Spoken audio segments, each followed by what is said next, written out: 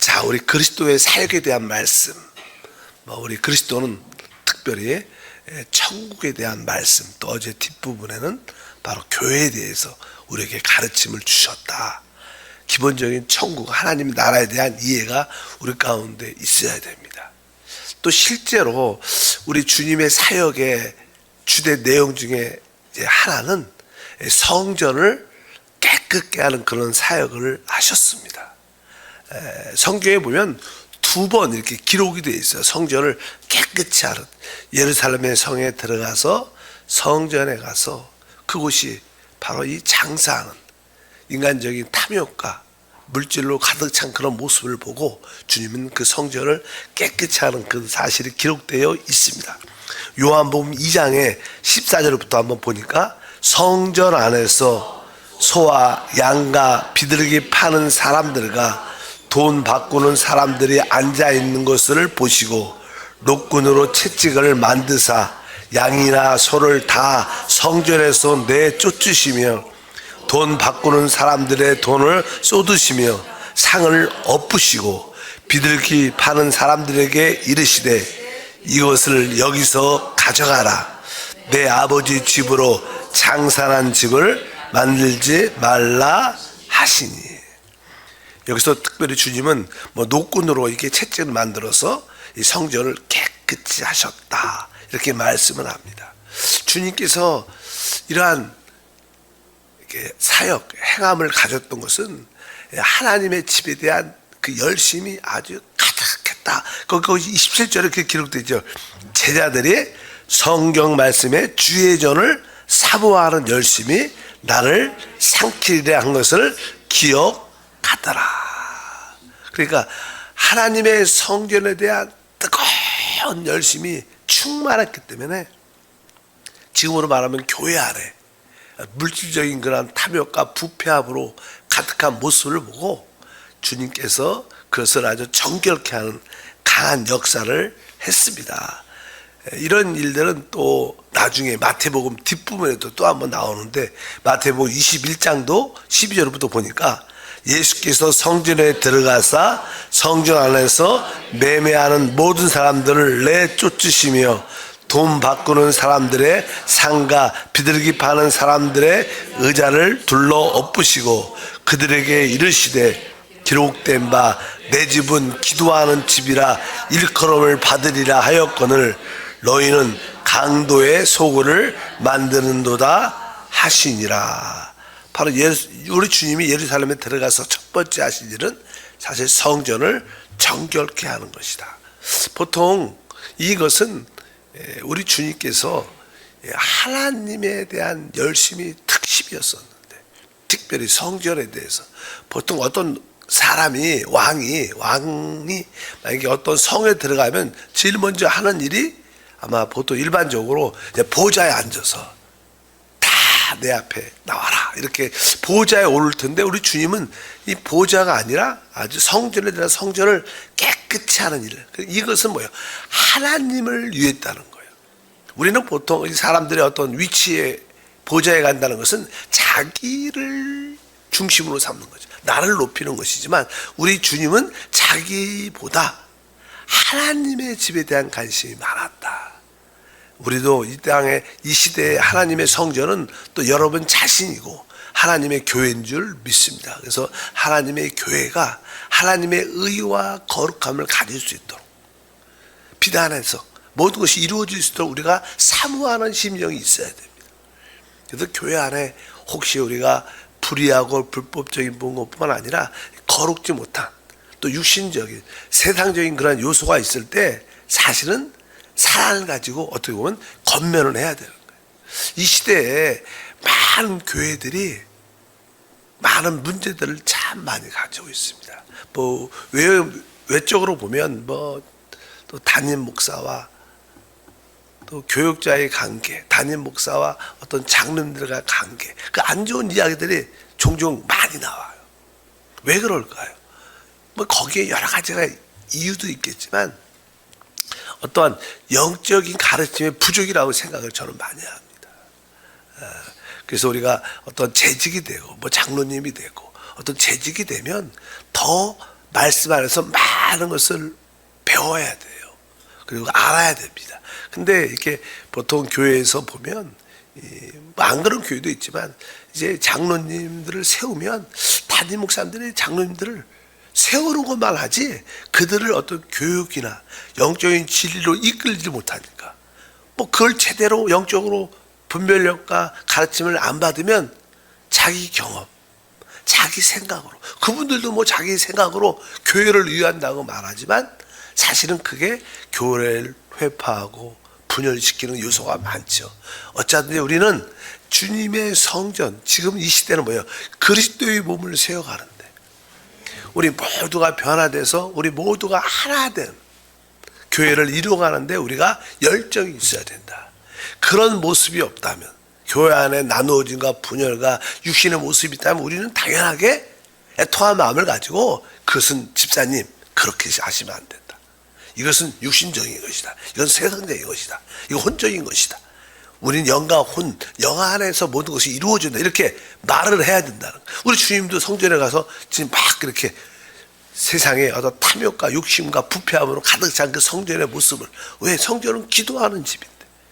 그래서 주님의 그 열심이 뜨겁다. 지금 우리도 하나님의 교회를 건축하는데 그 열정이 이렇게 뜨거워야 될 줄 믿습니다.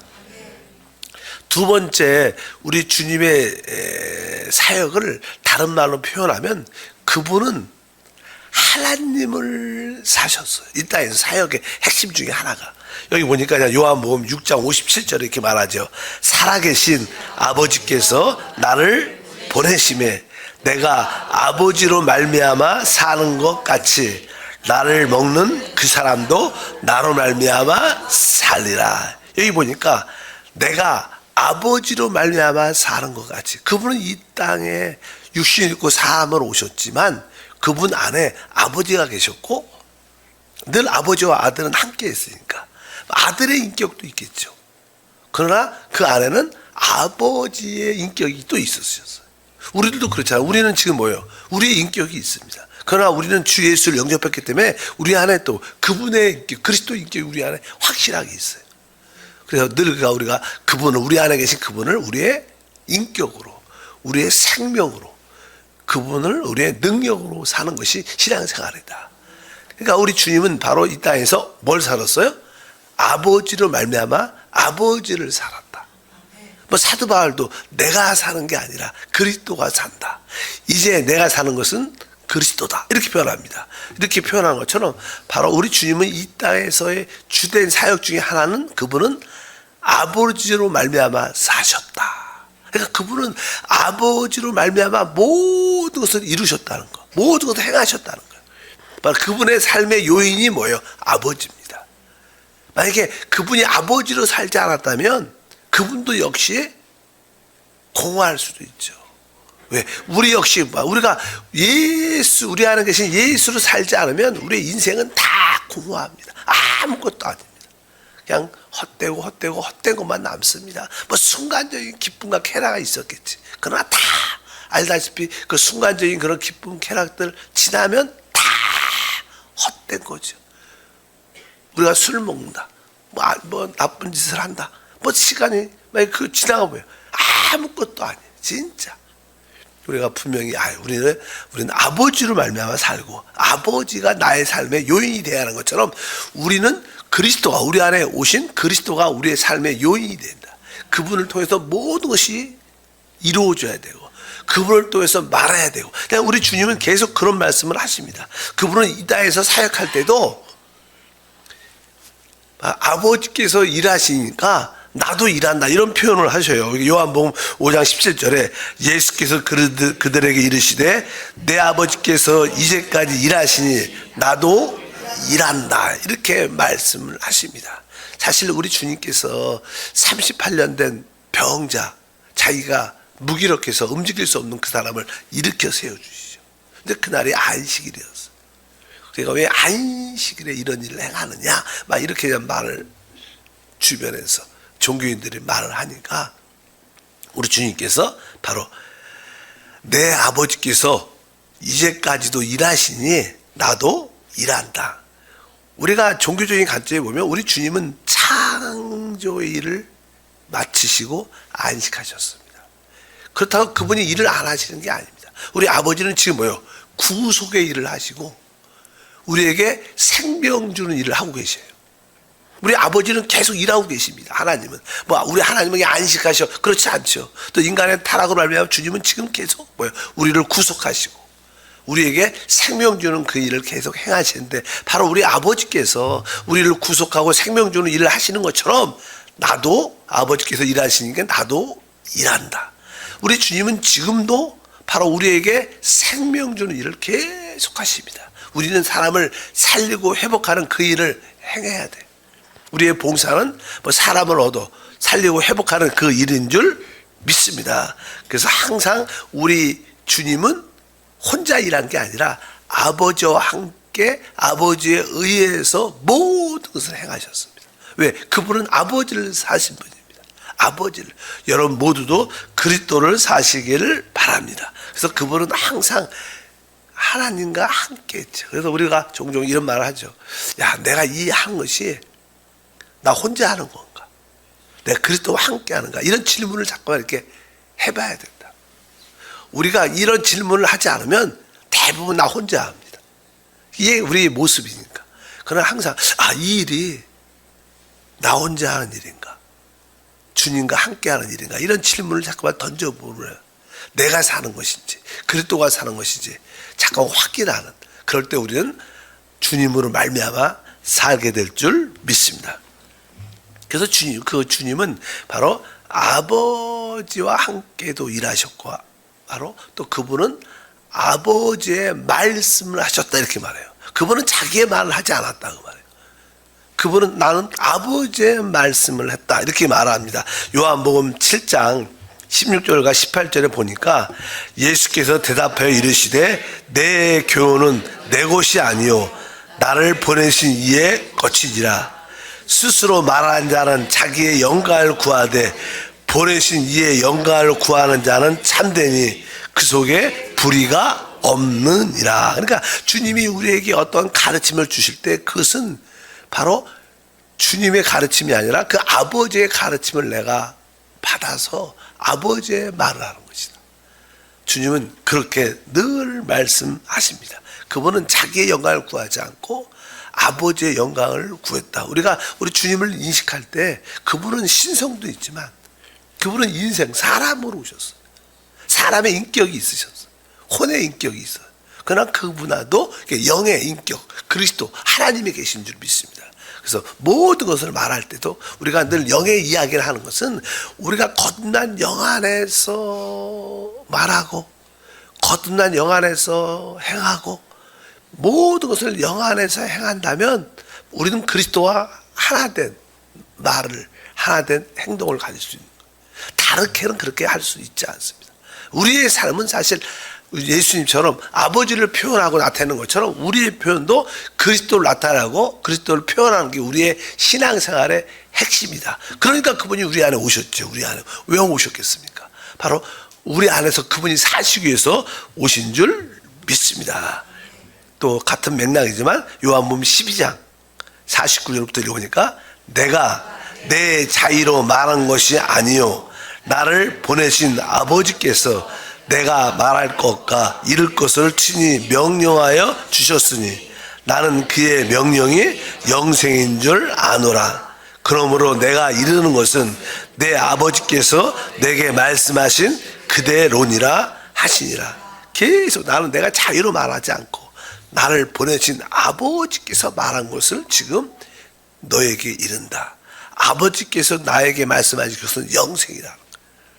우리의 복음의 핵심은 뭐예요? 바로 하나님의 생명에 대한 이야기. 우리가 잘 먹고 잘 살고 이런 건 너무 그런 거에 붙잡히면 안 되고, 바로 우리 하나님이 우리에게 주신 그 영생, 영원한 생명이 우리 안에 영접됐고 그 영생을 따라 사는, 하나님의 영원한 생명을 따라 사는 그것이 아버지의 말씀이다. 그래서 계속 주님은 바로 아버지의 말은 바로 영생임을 안다. 그러면서 우리 요한복음 14장 10절에도 같은 맥락이다. 내가 아버지 안에 거하고 아버지는 내 안에 계신 것을 내가 믿지 아니하느냐. 내가 너에게 이르는 말은 스스로 하는 것이 아니라 아버지께서 내 속에 계셔서 그의 일을 하시는 것이라. 그러니까 주님은 바로 이 땅에서 사역의 핵심은 아버지의 말을 하자는 거예요.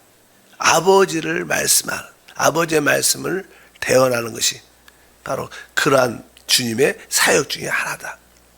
그분은 아버지를 살았고 또 아버지의 뜻을 행한다. 오늘 보면 또 아버지의 뜻을 행한다고 말했습니다. 우리 주님은 나는 내 뜻이 아니라 뭐요? 아버지의 뜻을 행하러 왔다. 요한복음 4장에도 34절에 예수께서 이르시되 나의 양식은 나를 보내신 이의 뜻을 행하여 그의 일을 온전히 이루는 이것이니라. 그러니까 주님의 양식.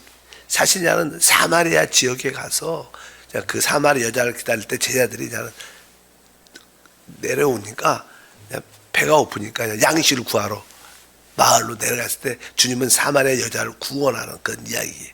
결국 그 여자가 복음을 듣고 그리스도를 믿고 구원받고 그 열정으로 전도하러 동대로 내려가는 그때 제자들이 와서 주님 양식 사왔습니다.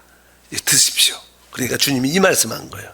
주님이 그들이 주님한테 떡을 얻어서 사갖고 와서 주님 식사하십시오. 그러니까 예수께서 이르시되 나의 양식은 나를 보내신 이의 뜻을 행하는 것이다. 그것은 뭐예요? 사람의 영혼을 살리고 회복하는 게 주님의 양식이라는 거예요. 이것이 뭐예요? 하나님의 뜻인 줄 믿습니다. 그래서 주님은 나의 양식은 아버지의 뜻을 행하는 것이다. 아버지의 뜻은 뭐예요? 하나님이 택한 자들을 어떻게 영혼을 살리고 구원하는 것이다. 주님은 이 땅에서 무슨 일을 하셨나? 아버지의 뜻을 이루시기 위해서 모든 것을 사신 줄 믿습니다. 그래서 그분은 아버지를 말미암아 이렇게 말씀합니다. 아버지의 뜻. 여러분의 참된 양식은 사람의 영혼을 살리는 것이다. 내 직장에서 내 주변에서 나와 관련된 사람 중에서 하나님의 택한 사람들이 있습니다. 우리가 누군지는 정확히 모르지만 그러나 우리가 복음을 말하면 계속 복음을 말하면 누군가가 이 마음을 열게 돼요.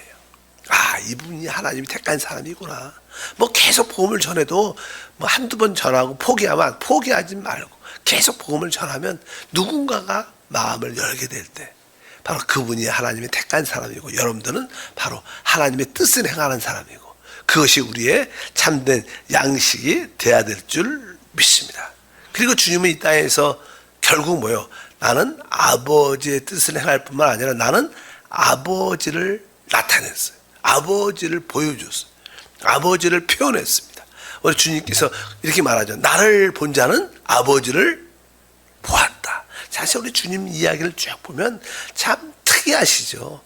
표현도 아주 특이하시고 왜? 그분은 하늘에 속한 영에 속한 사람이니까 그런 것 같아요. 우리 육신에 속하니까 육신 통속적이고 세상의 관점밖에 없지만 주님은 바로 영의 사람.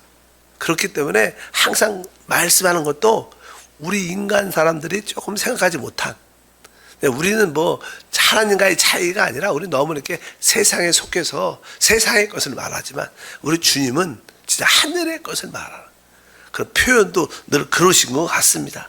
특별히 14장 7절과 9절에 너희가 나를 알았더라면 내 아버지도 알았으리로다. 이제부터 너희가 그를 알았고 또 보았느니라. 빌립이 이르되 주여 아버지를 우리에게 보여 주옵소서. 그리하면 족하겠나이다. 예수께서 이르시되 빌립아 내가 이렇게 오래 너희와 함께 있으되 내가 나를 알지 못하느냐. 나를 본 자는 아버지를 보았거늘 어찌하여 아버지를 보이라 하느냐. 이렇게 말씀하십니다. 사실 우리가 그 당시에 예수님의 제자라면 우리 주님이 이런 말 할 때마다 까우뚱하면서 이분이 맨정신일까 이런 생각 안 하겠어요? 근데 주님은 아니 그런 관계 없이 하나님의 말씀은 그냥 하셔요. 이해를 하든 이해하지 않거든 계속 그렇게 말씀. 나를 본 자는 아버지를 보았다. 그러니까 그분은 이 땅에 오셔서 사실 아버지를 표현하신 분, 아버지를 우리에게 보여주신 분이에요. 이제 그렇게 우리가 영적으로 이해를 해야 돼. 근데 이것이 우리가 영적으로 눈이 띄어지면 이런 말씀이 이해가 진짜 가요.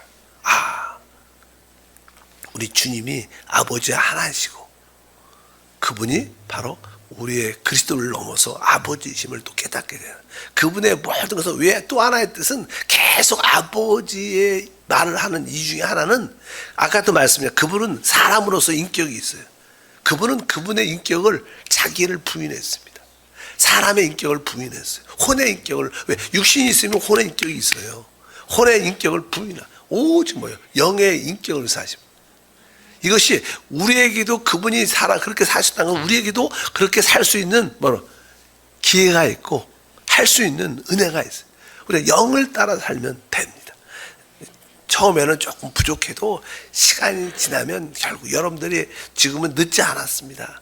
여러분들이 우리 자녀들도요 계속 영의 실제를 보게 하고 만지게 하고 영을 따라 살도록 도울 수만 있다면 제가 우리의 신앙보다 훨씬 뛰어난 사람, 믿음으로 진짜 승리하고 간증하고 하나님을 나타내는 그리스도를 표현하는 그런 삶을 만들어낼 수 있는 줄 믿습니다. 그러려면 그런 길, 하나님을 표현하고 하나님을 말할 수 있는 영을 따라 사는 밖에 없죠. 왜? 하나님은 영이시니까. 그래서 영에 대한 인식이 진짜 중요합니다.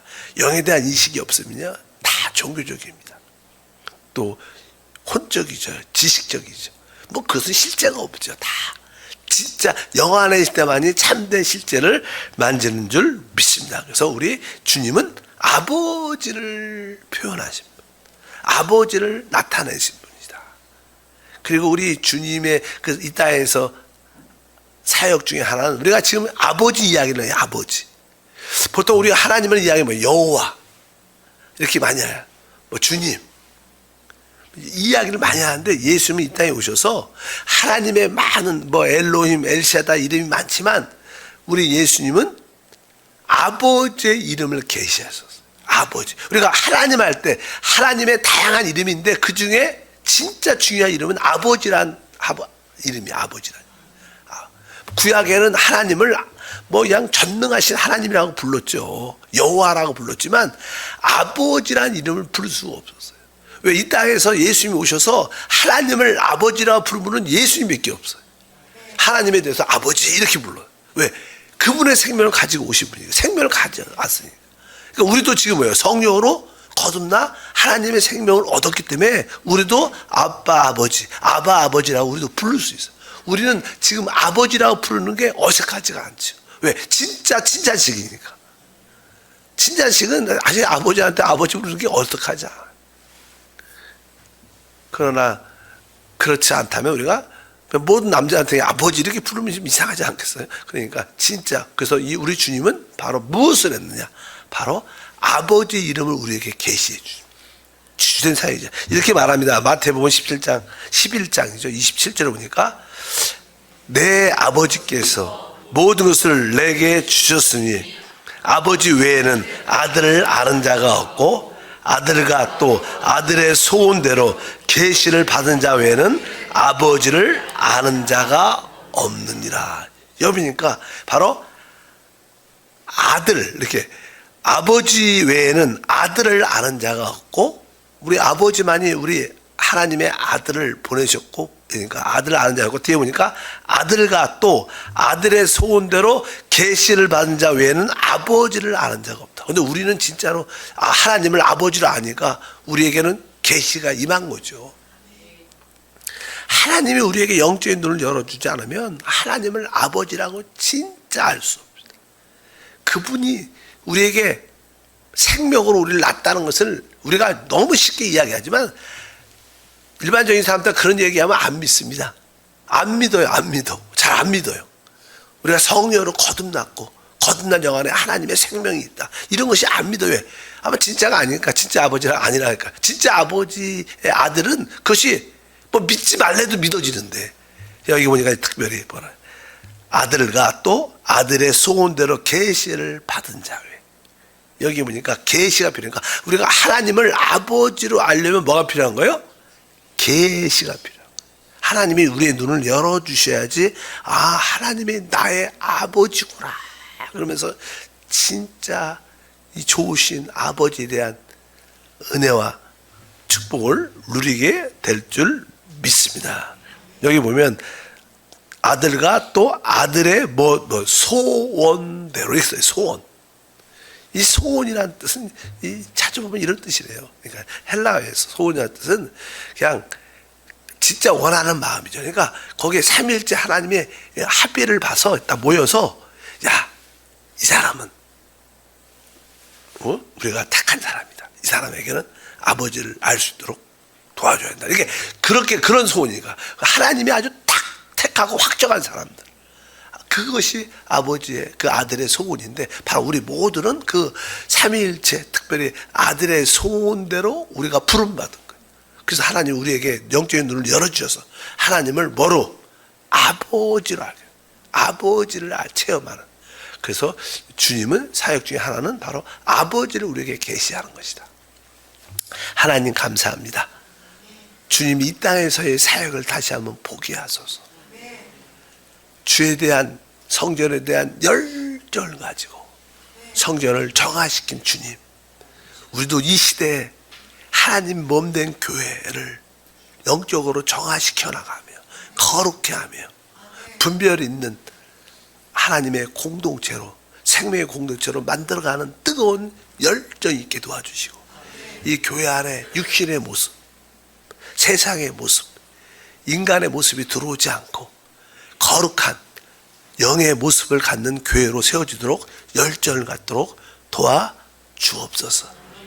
또 우리 주님은 아버지로 말미암아 사셨습니다. 아버지를 말했고 아버지의 뜻을 이루었고 아버지를 표현했고 아버지를 나타내었습니다. 마찬가지로 우리도 우리 안에 계신 그리스도를 살고 그리스도를 말하고 그리스도를 표현하고 그리스도와 하나 되는 삶이 되도록 도와주시옵소서. 오직 우리 영 안에 계신 성령만이 도울 수 있습니다. 우리 모두가 오늘도 영으로 돌이켜 기도하고 영으로 일하고 영으로 모든 것을 결정하고 행하게 도와 주옵소서. 예수 이름으로 기도합니다. 아멘. 하늘에 계신 우리 아버지여, 이름이 거룩히 여김을 받으시오며 나라가 임하시오며 뜻이 하늘에서 이루어진 것 같이 땅에서도 이루어지리라. 오늘 우리에게 일용할 양식을 주시옵고 우리가 우리에게 죄 지은 자를 사하여 준 것 같이 우리의 죄를 사하여 주시옵고 우리를 시험에 들게 하지 마시옵고 다만 악에서 구하시옵소서. 나라와 권세와 영광이 아버지께 영원히 싸움나이다. 아멘.